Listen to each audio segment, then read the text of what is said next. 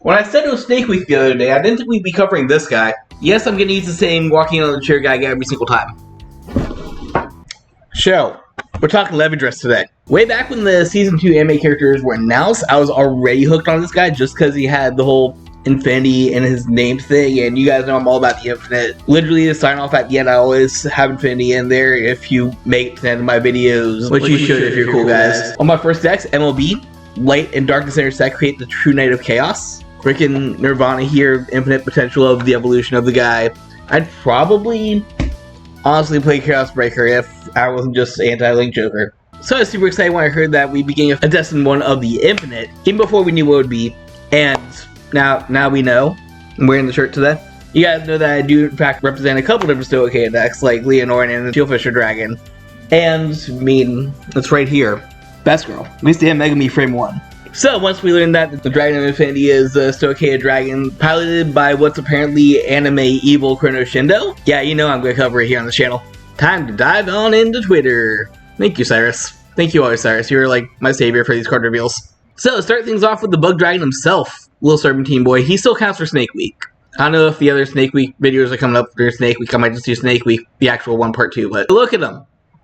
Big Bug Snake Dragon, there he is. Fated one of Infinity, Levidras. So Levidras has, what, 3 different skills looks like? Basically, the first part right here is that once per turn you can counterblast 1, choose 1 of each yours and your opponent's rearguard circles, and then put an infinity-ized marker on each of them. Of course, that means nothing on its own other than we get a new, cool, fancy token to put down, but then it ties in directly to skill number 2. I guess this is kind of a 3-skill card. So basically, whenever either player's card on a rearguard circle that has an infinity-ized marker on it attacks or boosts, you get to activate a certain skill. If it's on yours, that card gets plus 10,000 power, and if it's on your opponent's, it gets minus 10,000 power. Then if your opponent's gets minus 10, you could remove that marker and draw a card from the circle. Go figure, the day they removed V format from official tournament play, they literally just gave us force markers back. So this is a very interesting variant of the whole marker situation. Obviously you get your power up when you're on the dude, but the fact that your opponent not only gets a power down, but you can also remove it to draw a card, thus give you a benefit from them placing a card on that, is going to be effectively another form of unofficial control. Long and short of it, your opponents will be thinking about these marker circles now, whether you put on an empty circle to bait them, or if you put on something that's already there, because obviously they don't want to let you draw a card, and they don't want to have a power down attack. So if they want that card to matter, they're going to commit a lot more board for it to matter, which is something that you can easily take care of in the future. And if they do just say, heck with it, here's a card, you just draw a card for free. This is solid, honestly. Like, it doesn't need to do anything else. You just effectively say, what's on my field gets power, what's on your field gets power reduced. By the way, I benefit from your struggles. But of course, you wouldn't be a Destined one without a Destined skill, Divine Skill. I'm glad to still call him Divine Skills, just so we can still use all the Divine Skill support. And his says that, on Vanguard Circle, if your opponent's Vanguard is grade 3 or greater, of course they're all grade 3 or greater conditions, Soul Blast 1, and you basically get to put down another Infinity marker on each side of the field. So you get 1 per turn off his own skill, and an extra 2 off this. Then the nice little addition to the cake, cream on the crop. I know I'm trying to say there, I'm mixing words right now. That's what happens when I record after work. He gets a crit plus 10. So on your Divine Skill turn, he's going to be a 23k double crit Vanguard. Probably Persona riding into this boy, making him a 33k. It's 8. Base power is nice, but like the important thing is that you're just spreading out more markers. You basically get 4 in a turn that you use the Divine Skill. Honestly, in a vacuum, I'd like this guy. Not even looking at the rest of the support, not even looking at his Rideline or anything else that we're going to cover in just a second. This is a solid card. It's very much going to be a good stuff deck, just on the fact that it just creates things that you can do with. And until we look at the specific support, nothing really cares about you being Levidras. So here's what you want to do. What do you want us to wake you up? You could put it in this guy and suddenly you'll have power. Your opponent won't have power. They'll have to make decisions on if they want to keep power, if they want to let you draw cards. Very good strat. Gazing into the infinite. Let's see how we get there and look at his Rideline. The grade 1 here, Scorpio Piercer Dragon, has a pretty simple, very familiar skill. But basically, if your soul happens to have the grade... Oh, it's trash. I just read the first few words. If you have the starter, I mean, it's fine. It's just the card that I'm going to immediately compare it to just requires the Soul Blast and doesn't care about the starter. Free rides are always good, though. This one literally is just a free ride. You don't discard anything. You don't have to do any costs. You just have to have the starter in the soul. I guess we'll look at the starter real quick. It's just a starter though. You just get to see a cool picture. Isn't he so cool? Honestly, I just ended up using Corfi or our favorite little Unikitty. Grade 2 time. So Force-Size Dragon has a pretty good but basic skill, which first of all, look at this art. We just talk about how this is another Inlet Pulse Dragon. I want to find the tweet. I'm going to post it in edits. It's third time now. Third time we get this exact same art. But basically, when you ride Levidras over this guy, you're able to Energy Blast 3, look at your top 5 cards, choose a grade 3 or less card, reveal it, put it in your hand, then shuffle your deck. Very basic, very solid. You're just check top 5, add anything in your hand. This costs energy. Not a Counter Blast, not a Soul Blast. It's a free resource. The only thing you're really going to be using it until this point in time is just the Energy Cycler guys, which by the way I picked these up recently. Look forward to probably one of my Leonore or Shieldfisher decks getting upgraded soon. Other than that, this energy cost is essentially free because you're not doing anything with it until you get to your later turns. So essentially for your ride line, you get one free ride and a free search for your top 5 cards to get basically any card in the deck outside of a grade 4. This is not exclusive. This doesn't say orders, it doesn't say units or anything. You literally just grab anything for your top 5. Solid ride line, you still have to discard 2 because you only get 1 free ride off it, but I think it kind of counteracts itself with the fact that you're getting a free resource off the Energy Blast from the grade 2. Of course, like I said earlier, I think this deck honestly could function just off the ride line and throwing good stuff in there. Of course, we did get a whole bunch of new support cards, so let's go ahead and take a look at those. First of all, this wouldn't be a Stochea deck without an order card, so here you go. We have to search for Infinite Knowledge, which is a normal order. That says, if you have Levidras, you're able to pay its cost with Energy Blast 2. Once again, energy effects. So far, the only thing we've been looking at that actually has a Counter Blast or Soul Blast is Levidras himself at once per turn for each of those resources. And when you do that, you're able to choose a card with a grade less than or equal to your Vanguard from your drop zone, call to rearguard. That gets +5 until end turn for each of your Infinity Eye markers on the same column as the called unit. That is a very Stochea effect. So essentially, this is your deck replacement for insert, reviving, order here. Of course, good thing. Always good thing to have recursion, and like you're gonna be on Levidras, so I don't know why I just don't say grade 3 or lower, unless we get grade 4s in the future. That's future briefing right there. Put this in a red deck or something. Rearguard Magnolias. Why not? But of course, very much like a Dragon Tree, you are going to be able to get power for everything in the same column. Once again, this doesn't just include your side of the field because Levidras puts on both sides, so you could just tactically make sure the markers are best friends and get extra power that way. We got this knight right here that I'll go over pretty quickly. It's just at the end of a battle, if you have an Infinity Eye marker in your column, counter charge, put in the soul counter charge. Oh, that's good. This is Bulb Mine. You guys all know how Bulb Mine goes. One thing to note is it doesn't have Levidras tied to the name. I'm not sure how else to generate Infinity markers, but there's that for you. Next up, we got this cute cat girl with big old claws, the Pack Claw Hunter Hewley. You guys, it's hunting time. Dude, I already love this. Just the art and the frickin' flavor text. And she has an on-place ability, first one of those that we've seen, that says when it's placed on rearguard, if you have Infinity Eyes marker in the same column. We are seeing this a lot already. The whole has to be in the same column as the unit. I guess that's kind of their way of nerfing the deck a little bit, making it a little more fair that you have to be tactical of where you're placing your units. You have to be tactical of where you're placing your Infinity markers, which is kind of cool. The fact that you're balancing out all your effects by saying, I'm not going to keep myself restricted to anything. However, Alright, so what should you do? I see your Counter Blast 1. Choose up to 1 grade 3 or less card for your drop, call it to rearguard. If there's 3 or more Infinity markers, this unit gets +10 till end of turn. So it's another revival card. We already have 2 revival cards in the thing. This is definitely very Stochea for its Grand Blue-like tendencies. Basically, so far we're seeing this deck without looking at anything else.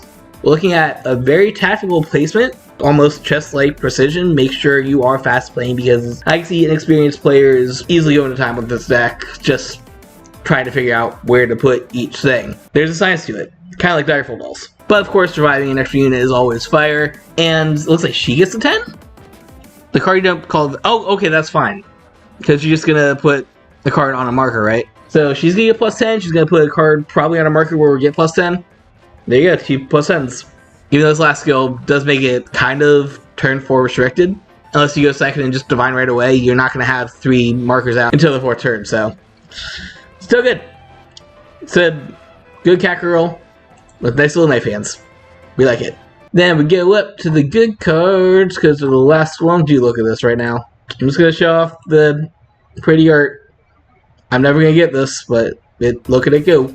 Dude, he even looks like Chrono, kind of. Like, he's got the same fit and, like, half of the hair. Alright, these are the last two that were revealed, which means they're probably the good ones. First off, we got this little fox thing, full knowledge Foxeel, a high beast with fairy wings. It's giving me very Bravely Default vibes with the wings. Like, I immediately think hairy hair, except a fox. So we got two skills here, which means you know the card's good because it doesn't just have one trick pony. First of all, during the battle that attacks, if you're a Levidras, it gets +5. Well, I guess that first of all is not really a skill, it's just 13k. It has to boost, which is interesting. I mean, 3 attack decks or whatever, so. When this unit boosts a grade 3 or greater Levidras. Oh, this is the booster. This is the Time Wizard, or the Evoke Alchemist of the deck. So it's going to have a cool effect tied to the fact that it's boosting Vanguard, and it's going to be a 13k booster. Gets +2, yeah, so +2, +5. This is basically a 15k boost on top of your 13k, swings for 28. Then you can blast one, choose one of your back row rear guards. Until the end of turn, that unit can attack from back row and gets +10. You guys remember how I just said 3 attack deck? This gives you 4. There's a reason that looks like a Sylvan Beast. Magnolia is back. It's just a giant Infinity Dragon now. I'm okay with this. Those guys know me. No, I didn't necessarily just drop off the Magnolia train. It's more just that Leonore was more my style, and giving the best to a hair girl. Dude, it's better now. I love this already. Don't like that's a counter blast 1 though. I feel like CB is going to be the big issue with the deck. I mean, we do have a good soul counter charger, but like, yeah, this counter blast, you have Levidras counter blast, and you have the Calcro with just like that counter blast. So that's already 3 per turn, potentially. Let's take a look at the last card, see if it like counter charge or soul charge or something. I feel like it's just soul blast. We've only seen one thing with soul blast so far, and that's just the Levidras divine skill. So really, you're not using soul at all in this deck. Like, have fun looking for soul cards. All right, last card, grade 2. Not that grade 2. This grade 2. I'm not seeing any soul cost. I see an energy cost on you. Okay. So we got a little buggy boy here. Little mega colony. This is the Onfall Antagogasta.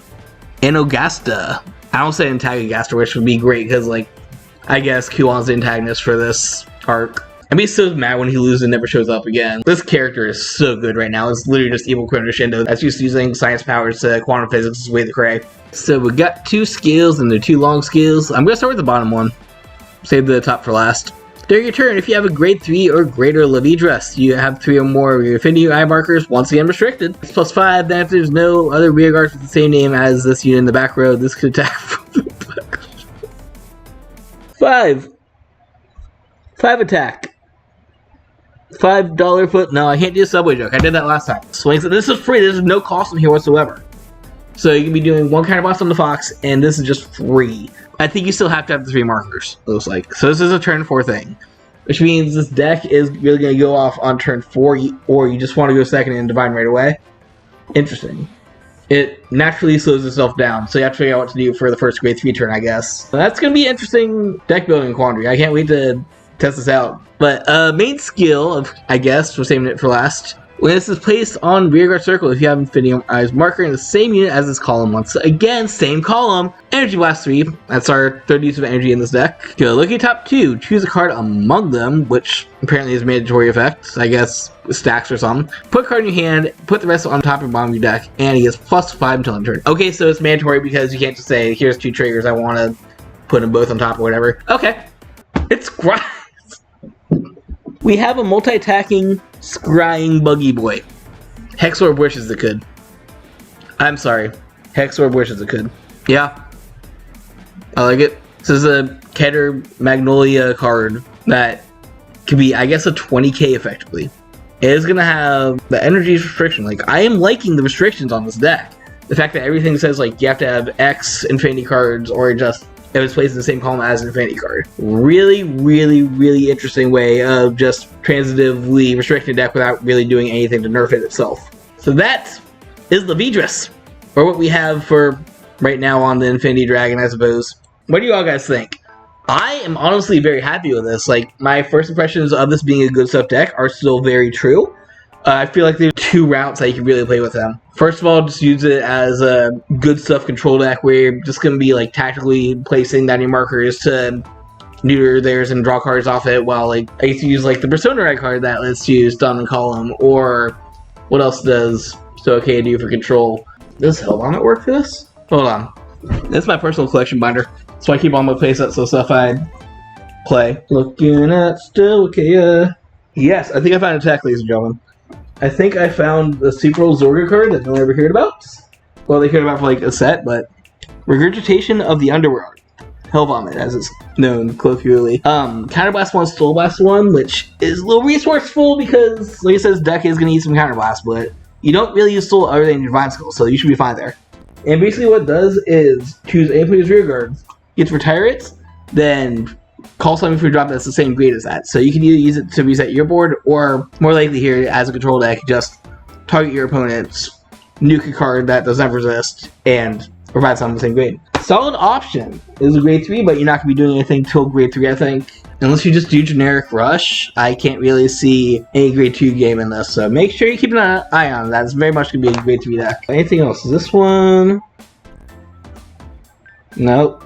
I'm just looking at order stuff. I'm just looking at control stuff. I mean, Secuse kind of works, but it's just a bad booster. That's going to force the stuff. Leonorn page. Dude, shout out to Leonorn page. I really want to do something with base rarity Leonorn. Just use all my alternate rarities of it. Yeah, this is what I was talking about. Just stuns cards and stops intercepts.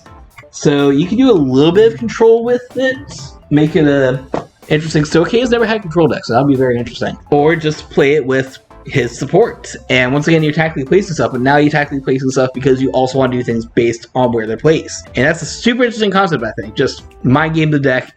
High skill ceiling because you have to know exactly where you'll be placing every unit and exactly be placing each marker. I love it. This is truly a deck that does embrace the infinite. What do you guys think? Who else is going to be ordering their clan splits today, and why is it going to be off of JP once he starts sponsoring me because he's the GOAT? Is what I'd like to say if I actually had enough subs to merit that kind of stuff. So if you guys want to help support me on this channel, you like the videos I do, make sure to subscribe. I think I need to hit like 1K for anything significant to happen. We're basically 1/4 of the way there, so keep it up. Or if you want to help support me directly until then, make sure to check out my page on TCG Play where I sell all sorts of card game stuff. And that, of course, all comes back towards me so I can afford to give you more product opening, more high-tech equipment stuff, and just in general, just do things that happen when you support me on this channel. And then down the line, once I get fancy, I can start like hiring people to do stuff that I don't have time to do because I have a full-time job right now. Until next time, thank you guys for watching. I'll catch you later for another Snake video because I still have 2 Snake Week videos, even though it's no longer just going to be Snake Week. And until next time, and I mean it truly this time, always embrace the infinite.